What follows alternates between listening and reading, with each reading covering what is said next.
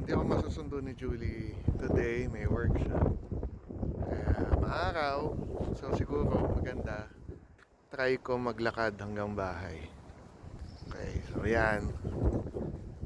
Sabi kasi nila, yung bahay kasi namin dito lang sa likod ng bundok na yan. Sabi nila may daan daw. May daan daw galing dito sa hike na to.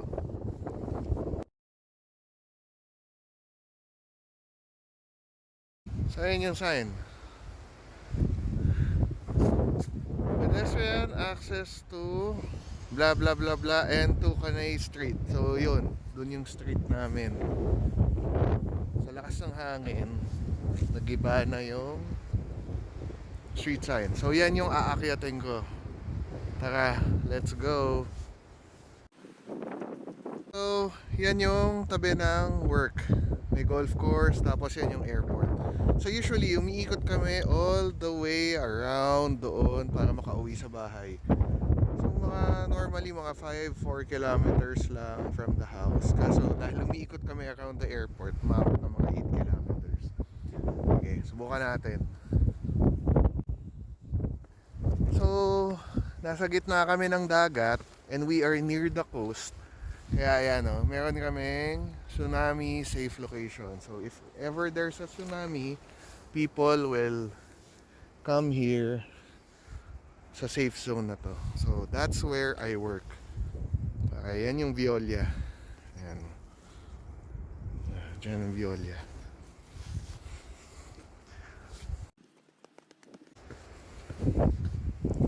So isa pa sa mapansin nyo, madaming ligaw na dill dito all over New Zealand. Yan. Ayan o, makikita nyo, ang daming wild dill. Eh ako, ang hilig ko sa dill. Nalagay ko sa lahat yan, sa salad. Yan, so yan, kukuha lang ako dyan. Hugasan ko lang ng mabuti.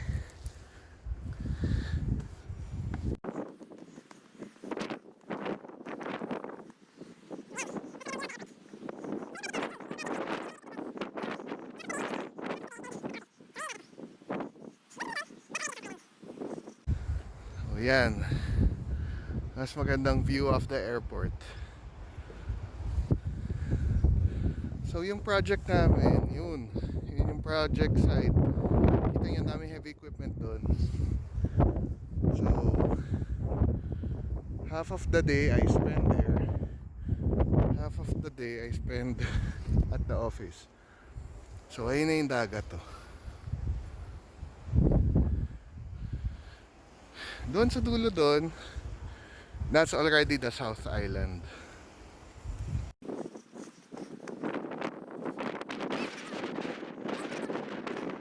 Ay, konti pa.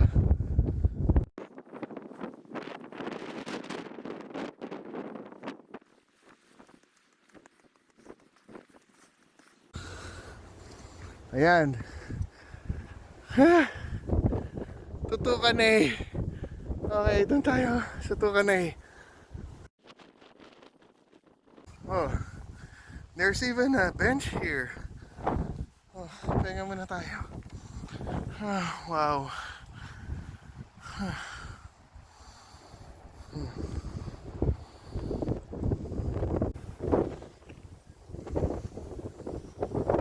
So hindi ka naman kailangan matakot kasi walang ahas sa New Zealand. Ano ba yung mga pwede ko makasalubong dito?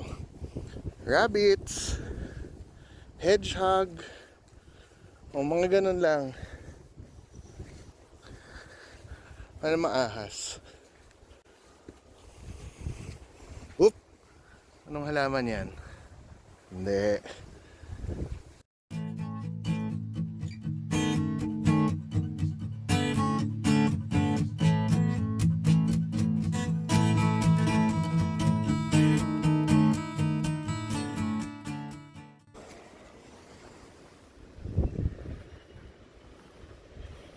Okay, 6,000 steps na since this morning.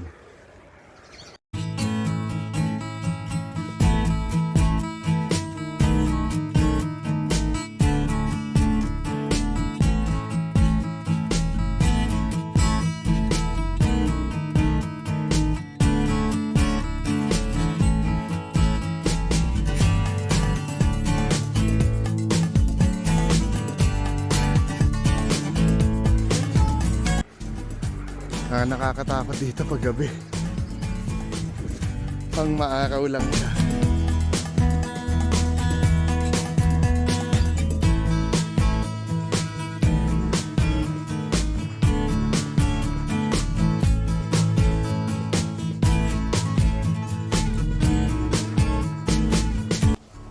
Mga ibon, lipad-lipad. So I think we're near the house. So yun, doon kami nagbabasketball ni Inigo at ni Pipa. Yun yung park. Yun yung community center. Nilalakad lang namin yan from the house.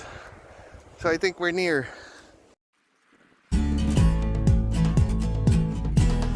So, ayun na yung bahay. Ayun. Teka, nawawala. Oh, there. Yun yung kwarto namin ni Julie. Yun yung bahay. Yung may nagtatrampoline, kapitbahay namin yun.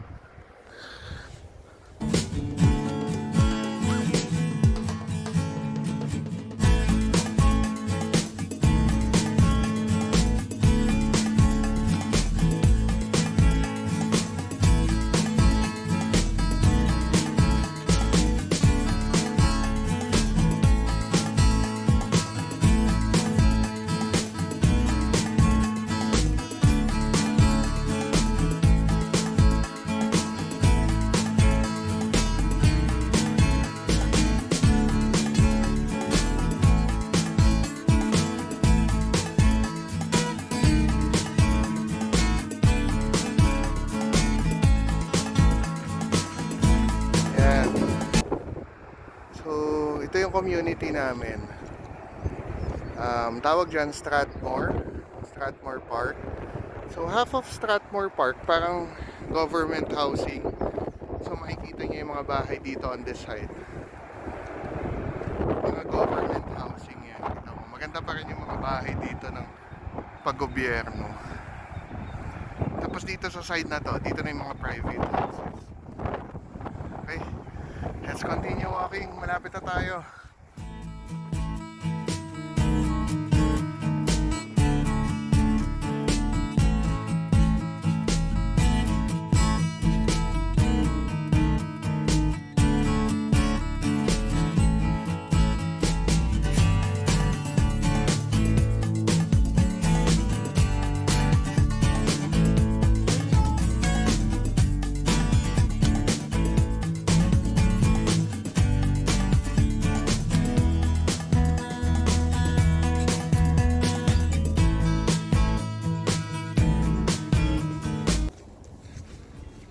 Yan pala.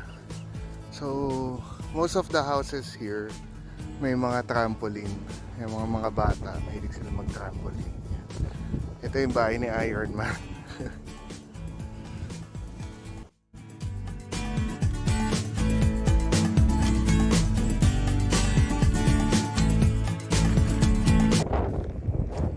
So, that's our house. Sa likod ng bahay may dog park. So, this is the dog park. Sana may daan dito to the dog park kasi ayun no, pwede ako dumaan doon sa bakod namin. May pinto doon eh. Sige, tingnan natin.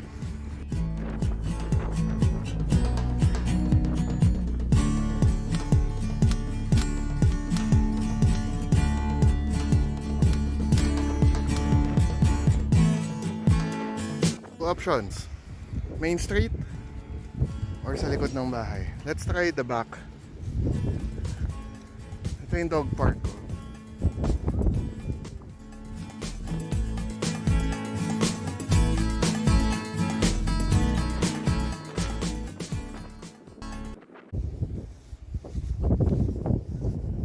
Ayan, may pinto dyan. Sige, balikan ko kayo. Tawagan ko na si Ate April. Gabi, hindi namin mabuksan. Yun! Hey! I'm home! Ayan, nakauwi din. Nag-hike ako. Bakit? Galing doon. Wala si Julie eh. Ayan, successful yung hike natin.